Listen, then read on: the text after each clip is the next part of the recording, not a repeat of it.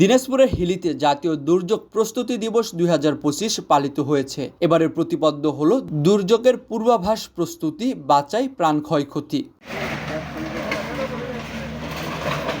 এ উপলক্ষে ১০ মার্চ সোমবার বেলা 12:30টায় উপজেলা পরিষদ চত্বরে র্যালি ও আলোচনা সভা অনুষ্ঠিত হয়। উপজেলা নির্বাহী কর্মকর্তা অমিত রায় এর সভাপতিত্বে এতে বক্তব্য দেন দুর্যোগ ব্যবস্থাপনা কর্মকর্তা মোহাম্মদ সুজন মিয়া, স্থানীয় ফায়ার সার্ভিস অফিসের ইনচার্জ আবুল কাশেম, হাকিমপুর প্রেস ক্লাবের সভাপতি জাহিদুল ইসলাম, উপজেলা শিক্ষা অফিসার মোহাম্মদ শামসুল আলম সহ অনেকে।